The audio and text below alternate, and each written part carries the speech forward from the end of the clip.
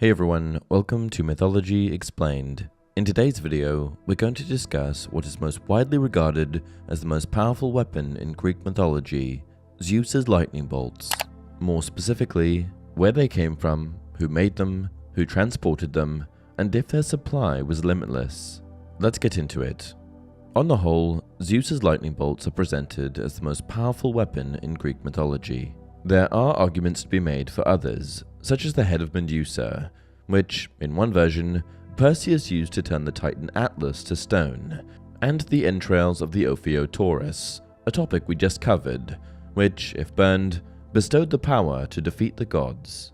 Hades' helm of darkness and Poseidon's trident also come to mind, though for these two, I think it's safe to say they're in the tier below.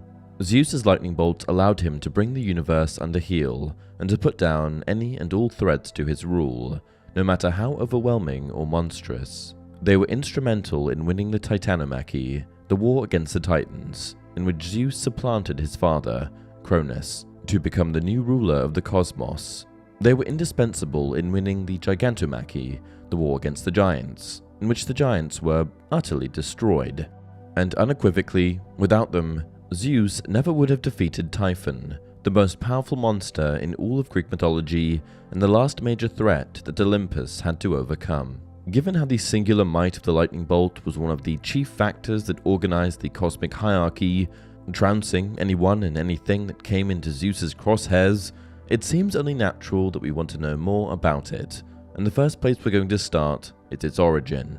In Greek mythology, thunder and lightning were phenomena as old as the earth, but for millennia in the primordial past, even though they technically existed, they weren't able to be heard and seen.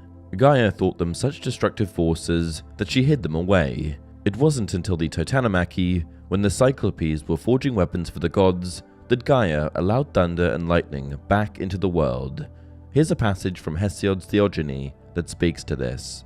He set his father's brothers free from their baneful bondage, the sons of heaven whom their father in his folly had imprisoned, and they returned thanks for his goodness by giving him thunder and lightning and the smoking bolt, which mighty earth had kept hidden up to then. With these to rely on, he is lord of mortals and immortals.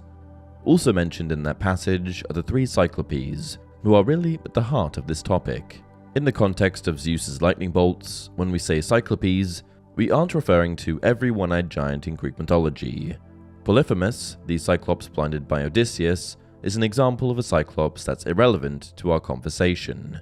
The pertinent Cyclopes are the trio born to Gaia and Uranus. Their father thought them abominations, so he imprisoned them in the earth, where they stayed, except for one brief above-ground sojourn, until Zeus ventured into the cavernous depths, slayed the dragon Campi, the jailer, and rescued them. The Cyclopes were incredibly grateful and, from that point onwards, basically beholden to Zeus and the gods. The Cyclopes joined the war effort, but their contributions didn't include strength or savagery on the field of battle. They were master craftsmen, so they put their talents to use and crafted a trinity of awesome weapons for the gods: the smoking bolt for Zeus, the trident for Poseidon, and the helm of darkness for Hades. The three Cyclopes born to Gaia and Uranus were godlike giants. They were called Arges, the flashing one, Brontes, the thunderer, and Sterapes, lightning bolts. By the account of the Roman poet Virgil, their forge was located in Sicily, under Mount Etna, where even long after the Titan War was won, they continued the unending labor of crafting fresh bolts for the king of the gods. Now, there was a fair bit of distance that separated the volcanic forges beneath Mount Etna from the pinnacle of Mount Olympus, and I'm sure Zeus wouldn't have relished the mundane duty of fetching his own bolts, which is why there was probably a delivery system in place. We know from Hesiod's Theogony and other sources that Pegasus, the winged horse that sprung from the gory stump of Medusa's neck after she was decapitated, was the creature that carried thunder and lightning to Zeus, keeping the clouds crackling like a well-stocked quiver, so it could be Pegasus that was making trips to and from the forge. An interesting turn of events with regards to the creation and supply of thunder and lightning centers on Asclepius, a son of Apollo and a hero renowned for his skill as a healer. Like many other heroes, Asclepius, in his youth, was under the tutelage of Chiron, who taught and raised him. Asclepius became so adept at healing that, by using the Gorgon's blood Athena gave him, he could not only bring people back from the brink of death, he could actually revive people who had passed on. In another version, the ability revealed itself to him as if by providence. He was tasked with restoring Glaucus's, King Minos' son, to life.